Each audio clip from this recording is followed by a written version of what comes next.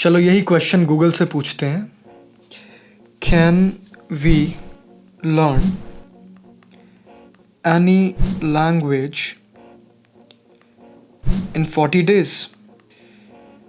तो यहाँ पे आंसर आया, if we are able to put in 10 hours a day to learn a language, then basic fluency in the easy languages should take 48 days and for difficult languages 72 days. लेकिन यहाँ पर बात घंटों की और दिनों की नहीं होने वाली, पर यहाँ पे हम बात करने वाले हैं आपके इनपुट रीजन्स की। अभी इनपुट रीजन्स क्या है? जहाँ से आप इंफॉर्मेशन अंदर लेते हो। यार जब हम छोटे बच्चे थे ना, जब हम पैदा हुए थे, उसके बाद आपने देखा होगा हमने ना तो कोई ग्रामर पढ़ी, ना हमने कुछ अलग से स्टडी की, लेकिन सिर्फ सुन सुन करके और बोल बोल करके हमने हिंदी लैंग्वेज सीख ली। हमने अपनी नेटिव लैंग्वेज, चाहे वो हिंदी हो चाहे वो इंग्लिश हो, हमने वो सीख ली। ऐसा कैसे हुआ? सबसे पहली चीज़, पहली बात कि उस वक्त हमें गलती करने का कोई भी डर नहीं था। अब ये गलती करने का डर क्या है? देखो यार, अगर मैं कोई लैंग्वेज सीखूंगा ना, मान लीजिए मैं इंग्लिश लैंग्वेज सीख रहा हूँ अभी, तो मैं क्या करूँगा? मैं इंग्लिश को सुनूंगा, मैं अपने इनपुट रीजन पर काम करूँगा जो कि मेरे कान है। मतलब मेरी जो जो इन्फॉर्मेशन अंदर जाएगी ना, वो इंग्लिश जानी चाहिए। साथ में मैं इंग्लिश बोलने की प्रैक्टिस करूँगा, प्रयास करूँगा इंग्लिश बोलने का। लेकिन हम लोग क्या करते हैं? हम डर जाते हैं, हम गलती करने से डर जाते हैं, हम गलत इंग्लिश बोलने से डर जाएंगे। अगर मुझे किसी इंसान के सामने इंग्लिश बोलनी होगी तो मैं सेल्फ कॉन्शियस हो जाऊंगा कि यार अगर मैंने गलत इंग्लिश बोल दी ना तो मेरी बेइज्जती कर देगा या मेरी गलती पकड़ लेगा।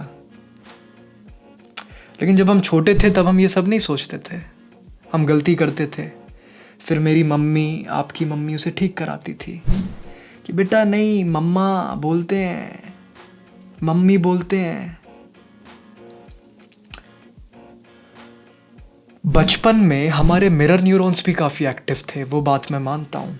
मिरर न्यूरॉन्स मतलब सामने वाले को कॉपी करने की एबिलिटी।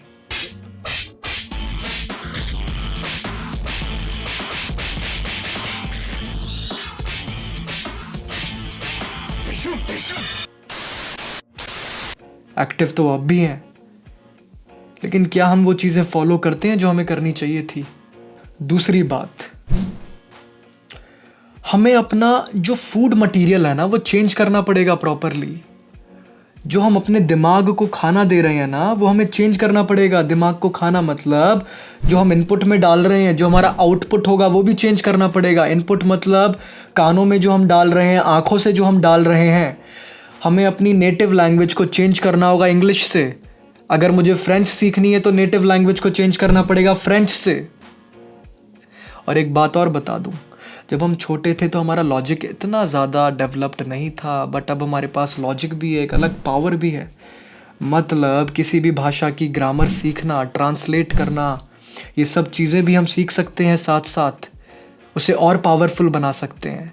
हमें मेनली 4 मॉड्यूल्स पर काम करना है: लिसनिंग, रीडिंग, राइटिंग और स्पीकिंग। सुनना है ज़्यादा से ज़्यादा जो भाषा मैं सीखना चाहता हूँ, और किसको? नेटिव भाषा को बिल्कुल चेंज करके। अगर मेरी नेटिव मतलब मेरी अगर मदर टंग हिंदी है तो मैं हिंदी को एक्सचेंज कर दूंगा इंग्लिश से, और इंग्लिश ही सुनूंगा, इंग्लिश ही बोलूंगा, चाहे गलत ही क्यों ना बोलूं। इंग्लिश देखूंगा, इंग्लिश एनिमेटेड सीरीज जो भी मुझे ठीक लगेगा मैं इंग्लिश में उसे देखना शुरू करूंगा, और पढ़ूंगा भी इंग्लिश ही। ये बिल्कुल ऐसे है यार कि मान लो तुम्हें एक ऐसे जगह छोड़ दिया जाए, ऐसी जगह छोड़ दिया जाए जहाँ पे तुम्हारी लैंग्वेज कोई जानता ही ना हो, वहाँ पे तो सिर्फ इंग्लिश चलती है, तो मजबूरी में तुम्हें इंग्लिश सीखनी पड़ेगी। तो वो मजबूरी अब क्यों नहीं, वो मजबूरी इस वक्त क्यों नहीं बनाना चाहते हो उसे? 40 दिन क्या मैं कह रहा हूँ, 30 दिन ये चीज़ें फॉलो करो, तुम्हें अपने आप वो भाषा आ जाएगी। जब तुम अपने इनपुट में ही इंग्लिश डालोगे ना, जब हम अपने आप को, अपने ब्रेन को खाना ही ठीक फीड करेंगे तो हमारे थॉट्स भी फिर वैसे ही आते हैं। हम जो इन्वायरमेंट अपने आप को दे रहे हैं, और आज के समय में तो तुम्हें इंग्लिश इन्वायरमेंट ऑनलाइन मिल जाएगा भाई। चलो पुराने समय में ये यूट्यूब, ये सारी चीज़ें नहीं थी, इंटरनेट नहीं था, लोगों को अलग लोग ढूंढने पड़ते थे इंग्लिश के लिए, ताकि वो उनसे कन्वर्सेट कर सके इंग्लिश में। बट तुम्हें तो यार यूट्यूब मिल जाएगा, वहाँ से तुम इंग्लिश में चीज़ें सुन सकते हो। तुम्हें तो एक अलग से एक्सटर्नल एनवायरनमेंट चाहिए ही नहीं। ये तो लेटेस्ट न्यूज़ है। तुम्हें तो इलेक्ट्रॉनिक एनवायरनमेंट मिल रहा है, साथ में तुम लोग ढूंढ सकते हो अलग से भी जो इंग्लिश में बात कर सकें। तुम्हें अगर फ्रेंच सीखनी है तो फ्रेंच में बात कर सकें। इतनी ज़्यादा फैसिलिटीज़ अभी तुम लोगों को मिल सकती हैं, तुम ढूंढो तो सही, उतना कैपेबल तो बनो। इसी बात से मुझे एक बात और याद आई, तुम्हारे अंदर इतनी ज़्यादा किसी भी चीज़ को पाने की जब तड़प आ जाएगी ना, जैसे तुम्हारा मुंह पानी के अंदर डुबो दिया और सांस की तड़प तुम्हें है, सांस लेने की तड़प तुम्हें है, तो तुम 30 दिन क्या, तुम 20 दिन में कोई भी लैंग्वेज सीख सकते हो। किसी भी लैंग्वेज का तुम बेसिक कवर कर सकते हो। ये दो इम्पॉर्टेंट चीज़, एक तो अपने इनपुट को चेंज कर दो, जो भी तुम इनपुट ले रहे हो, इनपुट और आउटपुट। दूसरा, गलती करने का डर ख़त्म करो। और गलती करने का डर कब ख़त्म होगा? जब गलती करोगे। कभी कभी हमें अपने डर को चैलेंज करना पड़ता है, एक्सपोज होना पड़ता है फियर से। रेस्टोरेंट्स में जाओ, गलत इंग्लिश बोलो, रिसेप्शन पर गलत इंग्लिश बोलो, अपनी बेइज्जती कराओ, बट उसे एक्सेप्ट करो। उस बेइज्जती को एक्सेप्ट करो यार, जिंदा हो ना, मरे तो नहीं हो ना बेइज्जती के बाद। एक्सेप्ट इट, उसे और ठीक करो अपनी इंग्लिश को, और अच्छे से जाओ। तुम चाहो डर खत्म ना हो, दोबारा बेइज्जती करा लो। बेइज्जती तो देखो करानी पड़ेगी, अभी नहीं तो आगे। अगर लाइफ में आगे बढ़ना है तो बेइज्जती तो 10 जगह होंगी, और शायद जिसे तुम बेइज्जती मान रहे हो वो बेइज्जती हो ही नहीं। हम लोगों ने अलग अलग रंग बिरंगे चश्मे पहने हुए हैं लाइफ को देखने के लिए।